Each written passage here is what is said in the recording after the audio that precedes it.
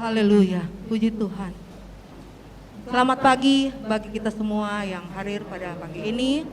Kita boleh patut menaikkan puji syukur kepada Tuhan. Kalau pada pagi hari ini kita diberikan oleh Tuhan kesempatan untuk datang berkumpul bersama-sama lagi di tempat ini, itu satu kemurahan yang luar biasa di dalam kehidupan kita. Puji Tuhan, saya undang kita bangkit berdiri semua. Kita akan buka ibadah kita ini di dalam doa dengan satu pujian yang berkata kemurahan Tuhan lebih dari hidup.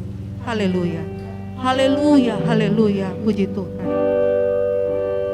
Oh Yesus, haleluya, haleluya. Amin Tuhan. Oh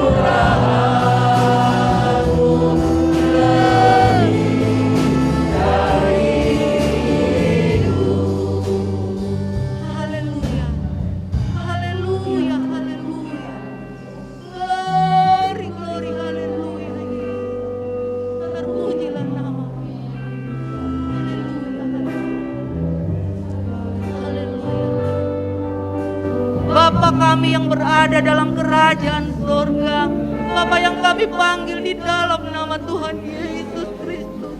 Terima kasih Tuhan, Engkau memberi kesempatan kepada kami Tuhan untuk datang lagi berkumpul bersama-sama di tempat ini Tuhan.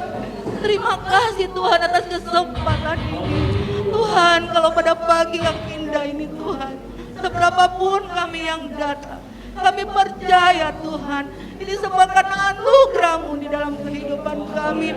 Engkau akan memimpin ibadah kami Tuhan. Bahkan Engkau akan mengurapi kami semua yang hadir pada pagi ini. Sehingga pada sebentar Tuhan, kami boleh pulang membawa kemenangan dari Engkau Tuhan, membawa sukacita dari Engkau Tuhan. Terima kasih Tuhan, terima kasih. Tuhan sebentar kami akan mulaikan ibadah kami ini Tuhan. Engkau pakai kami semua, Engkau urapi kami semua, Engkau berkati ibadah ini Tuhan, agar supaya kami Tuhan boleh pulang membawa berkat yang luar biasa. Terima kasih Tuhan, yang ambil bagian juga Tuhan Engkau berkati pada pagi ini Tuhan. Kami akan buka ibadah kami ini dan kami serahkan ke dalam tangan-Mu yang penuh kasih. Hanya di dalam nama Tuhan Yesus Kristus kami akan buka ibadah ini. Haleluya, haleluya, amin. Puji Tuhan. Silakan duduk. Haleluya, haleluya. Puji Tuhan. Kita mau nyanyikan lagi satu penyembahan lagu. Lagu penyembahan oleh karena kemurahan Tuhan. Ada saudara pada pagi hari ini penyembahan kemurahan dalam kehidupan. Sekian lama kita tidak beribadah. Dan pagi ini memberikan kesembahan kepada kita. Semua karena kemurahan. Haleluya. Karena kemurahan. Karena kemurahan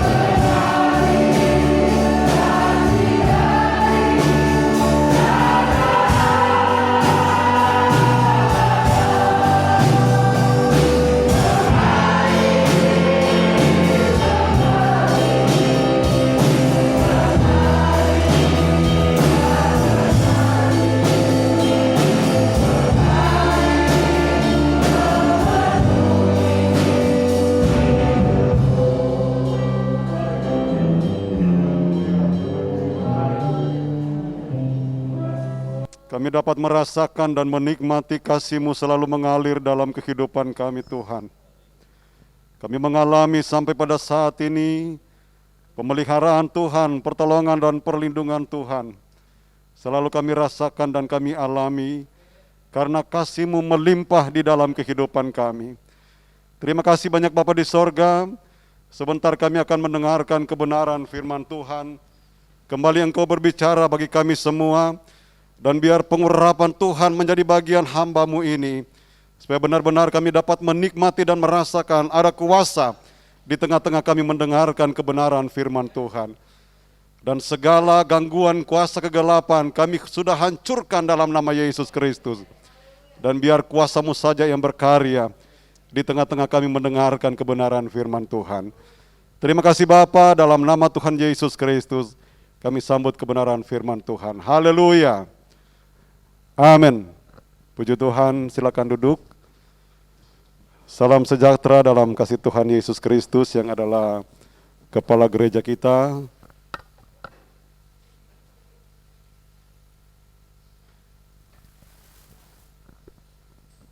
Kembali pada kesempatan ini kita dapat berkumpul untuk beribadah kepada Tuhan.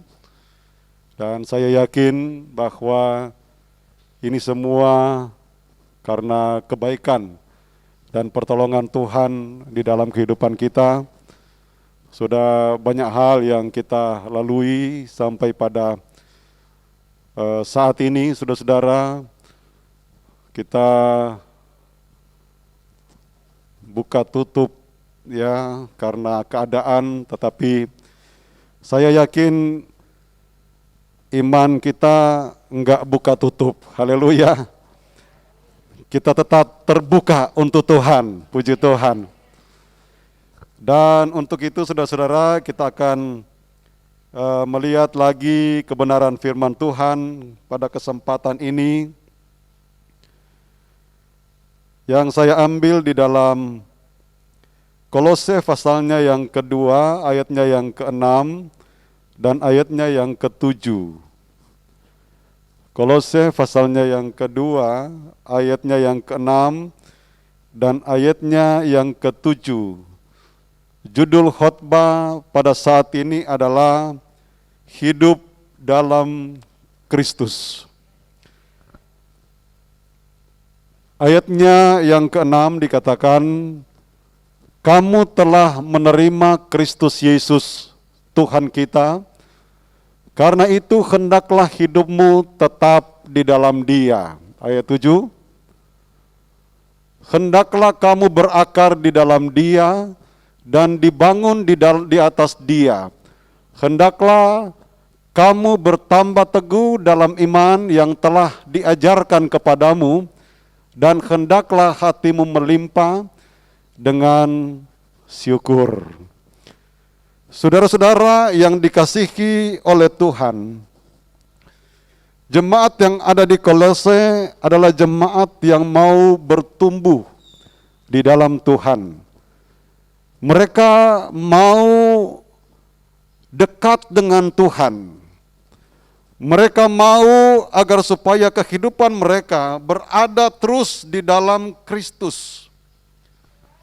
Dan nasihat yang disampaikan oleh Rasul Paulus kepada jemaat yang ada di Kolose, kita sudah membaca bahwa ada 3 hal penting yang perlu kita juga memperhatikannya sebagai umat Tuhan, sebagai orang yang percaya kepada Tuhan, yang mau hidup di dalam Kristus. Ada haleluya saudara. Sebab ketika kita percaya kepada Tuhan, tentu kita tidak mau bahwa iman kita hanya begitu-begitu saja, tidak ada perkembangan, tidak ada pertumbuhan. Nah, untuk itu saudara-saudara, sekali lagi 3 hal penting yang perlu kita perhatikan di sini, agar supaya benar-benar kita dapat merasakan bahwa hidup kita itu ada di dalam Kristus. 3 hal itu, yang pertama adalah tetap di dalam Dia. Ayatnya yang ke-6 di bagian yang terakhir dikatakan, coba ayat yang ke-6. Karena itu hendaklah hidupmu tetap di dalam Dia. Kata tetap ini berarti tidak berpindah, tidak beralih, tidak tergoyahkan, tetap. Saudara duduk, tetap duduk di tempat, ya. Tidak berpindah-pindah tempat. Nah, kenapa dikatakan tetap di dalam Dia? Karena sebagai orang yang percaya kepada Tuhan, kehidupan orang yang percaya kepada Tuhan pun tidak selamanya hidup dalam keadaan yang baik-baik saja. Selama kita hidup, tentu kita mengalami banyak hal dalam hidup ini. Ada banyak masalah sampai sekarang pun, saudara-saudara. Saya yakin setiap kita yang hadir pada saat ini mempunyai masalahnya masing-masing, betul? Dan ketika kita mengalami masalah ini, saudara-saudara, maka seringkali muncul kekecewaan, muncul keraguan-raguan yang bisa saja mengakibatkan orang yang sekalipun percaya kepada Tuhan bisa undur dari keyakinannya kepada Tuhan. Kenapa? Karena masalah yang dihadapi mungkin terlalu berat, tidak bisa diatasi. Nah, itulah sebabnya saudara-saudara dikatakan di dalam ayatnya yang ke-6 tadi bahwa hendaklah hidupmu tetap di dalam Dia. Sekalipun engkau mengalami masalah, sekalipun engkau mengalami tantangan yang berat, biarlah kita tetap di dalam Dia, di dalam Kristus, di dalam Tuhan. Jangan beralih, jangan berpindah. Kalau benar-benar kita mau hidup di dalam Kristus, saudara-saudara. Jadi, kalau kita menghadapi masalah, sekali lagi setiap kita itu mempunyai masalahnya masing-masing. Tetapi biarlah kita tetap di dalam Kristus. Amin. Tetap di dalam Tuhan Yesus Kristus. Itu di bagian yang pertama kan. Kamu telah menerima Kristus Tuhan, Kristus Yesus Tuhan kita. Tuhan Yesus Kristus. Kalau dijabarkan secara lebih luas lagi, Tritunggal ada di sana, kealahan itu ada di sana. Ya, tetapi kita tidak membahas hal ini, tetapi kita akan memperhatikan 3 hal yang saya sudah katakan tadi. Yang pertama tadi adalah tetap di dalam Dia. Yang kedua, berakar di dalam Dia. Ya, ayatnya yang ke-7, hendaklah kamu berakar di dalam Dia. Nah, saudara-saudara, kalau kita mendengar kata akar, tentu kita ingat pohon. Pohon yang kuat, akarnya pasti kuat. Akarnya pasti akan merambat ke dalam dan merambat ke samping kiri kanan dan lain sebagainya. Ini juga bisa luas, saudara-saudara. Bisa menjadi berkat ya, di dalam merambat. Bisa menjadi berkat, mempunyai pertahanan yang kuat. Nah, akar, hendaklah kamu berakar di dalam Dia. Harus berakar. Akar itu harus ada pergerakannya. Semakin dalam akarnya, semakin kuat pohon itu. Betul? Ada haleluya. Jadi kita harus berakar di dalam Dia. Kamu berakar di dalam Dia. Jadi terus berakar di dalam dia, lebih dalam lagi akar itu di dalam dia. Di dalam Yeremia pasalnya yang ke-17 ayatnya yang ke-8 dikatakan begini. Ini berbicara orang yang ada di dalam Tuhan. Dikatakan ia akan seperti pohon yang ditanam di tepi air, yang merambatkan akar-akarnya ke tepi batang air, dan yang tidak mengalami datangnya panas terik, yang daunnya tetap hijau, yang tidak khawatir dalam tahun kering, dan yang tidak berhenti menghasilkan buah. Bisa dikatakan mungkin kita hari-hari ini berada di tahun yang kering. Ya. Corona membuat semua lini itu seolah-olah tidak bisa bergerak. Tidak bisa berfungsi sebagaimana mestinya. Tetapi kalau kita perhatikan kebenaran firman Allah, orang yang berakar di dalam Tuhan, dikatakan bahwa ia akan seperti pohon yang ditanam di tepi air, yang merambatkan akar-akarnya ke tepi batang air, dan yang tidak mengalami datangnya panas terik, yang daunnya tetap hijau, yang tidak khawatir dalam tahun kering, dan yang tidak berhenti menghasilkan buah.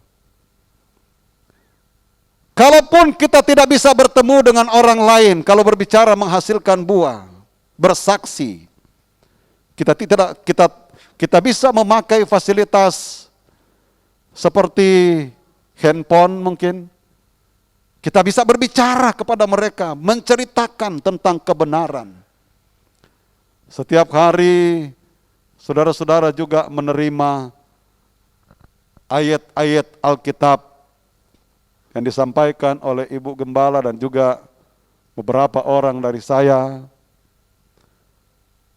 Kebenaran firman Allah. Jadi walaupun kita tidak bertatapan muka berbicara secara langsung, ada yang Tuhan izinkan untuk dipakai menjadi fasilitas untuk kita bisa menjadi berkat, untuk tetap menghasilkan buah. Jadi ini penting dalam kehidupan kita. Kita harus berakar di dalam Dia. Berakar di dalam Yesus Kristus. Agar supaya benar-benar kita dapat menikmati bahwa betul-betul kita ada di dalam Kristus Yesus. Tidak tergoyahkan. Berakar di dalam Tuhan. Ini akan membawa kita lebih dekat dengan Tuhan. Dan bagian yang terakhir di dalam ayat di Kolose sebentar kita akan melihat bagaimana orang yang berakar di dalam Tuhan, yang tetap di dalam Tuhan, bagaimana keadaan orang-orang itu. Jadi sangatlah perlu, sangatlah penting untuk kita menanamkan sesuatu yang baik di dalam pengiringan kita kepada Tuhan. Itu yang kedua. Yang ketiga, yang terakhir, dikatakan dibangun di atas Dia. Kita kembali kepada Kolose pasal yang kedua, ayatnya yang ke-7. Hendaklah kamu berakar di dalam Dia dan dibangun di atas Dia. Saudara-saudara, kita bisa bayangkan misalnya kita ada di atas, lalu ada orang lain di bawah. Sepertinya kan orang yang di bawah itu orang yang rendah. Nah, kalau kita memperhatikan Yesus Kristus, dia dikatakan di dalam ayat ini, hendaklah kamu dibangun di atas Dia. Di atas. Kalau kita membayangkan bangunan atau rumah, jadi Yesus itu menjadi fondasi, menjadi batu penjuru. Ya, bagaimana sih rasanya menjadi fondasi? Dia menahan beban yang nantinya akan naik di atas. Itu tidak gampang, saudara-saudara. Kalau fondasinya lemah, maka bangunan itu juga akan lemah, gampang runtuh. Tetapi kita punya Tuhan Yesus yang kuat, yang menjadi dasar yang paling teguh. Dia menjadi fondasi kita, supaya kita dikatakan dibangun di dalam Dia. Haleluya, saudara. Biarlah benar-benar kita memposisikan diri sebagai seorang anak Tuhan, yang membangun di atas Tuhan Yesus Kristus, iman kita kepada Dia. Digambarkan contoh di dalam Matius pasalnya yang ke-7 ayatnya yang ke-24 sampai ayatnya yang ke-27. Di sana ada dua bangunan yang digambarkan di sana. Ada bangunan yang dibangun di atas pasir. Ada bangunan yang dibangun di atas batu. Yang kuat yang mana? Yang kuat yang mana? Dibangun di atas pasir dan dibangun di atas batu. Yang kuat yang mana? Di atas batu. Sebab ketika datang angin ribut, maka yang dibangun di atas pasir itu pasti akan roboh. Tetapi yang dibangun di atas batu itu pasti akan kuat. Amin. Jadikan Yesus itu batu penjuru kita untuk kita membangun percaya keyakinan kita kepada Tuhan. Nah, kalau tiga hal ini kita lakukan, saudara-saudara, kemudian dikatakan setelah dibangun di dalam Dia, hendaklah kamu bertambah teguh dalam apa? Iman. Jadi ketika kita melakukan apa yang diizinkan oleh Tuhan dalam kehidupan kita, maka iman kita akan semakin teguh. Iman kita akan semakin kokoh, tidak gampang tergoyahkan, tidak bisa beralih lagi seperti tadi yang pertama, tetap di dalam Dia. Dan kemudian berakar, kuat, angin datang, itu akan tetap berdiri kokoh.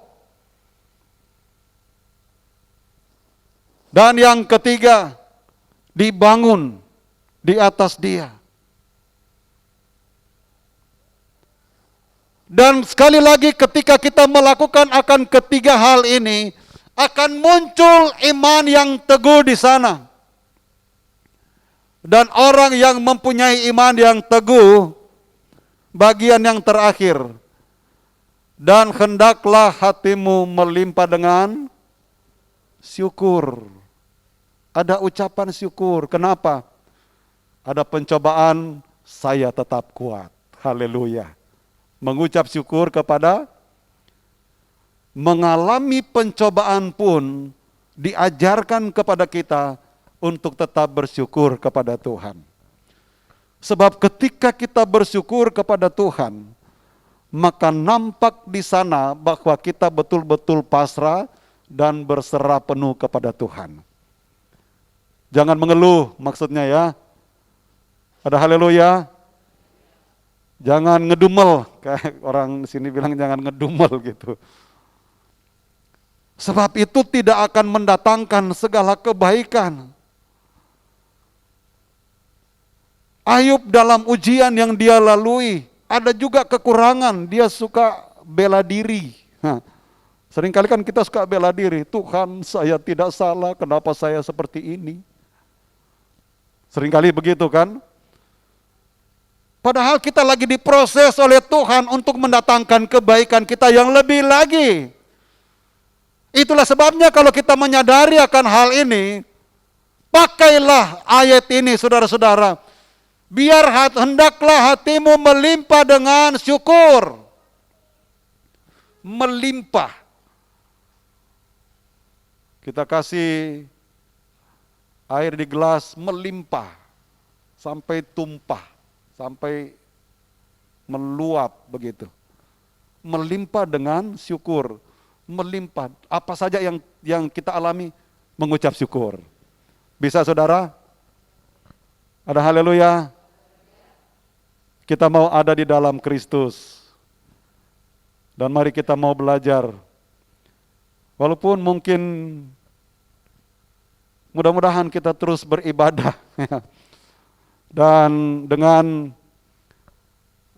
program pemerintah, vaksin yang sudah dijalankan, dan banyak orang yang juga sudah mengikuti protokol kesehatan, semakin turun yang terinfeksi dengan corona. Walaupun ada lagi virus-virus corona yang lain, 117, virus dari Rusia, 117 itu dari Inggris, dari Rusia, pokoknya dari mana-mana. Kalau saudara masih ingat, saya pernah katakan bahwa corona ini ini seperti masih panjar.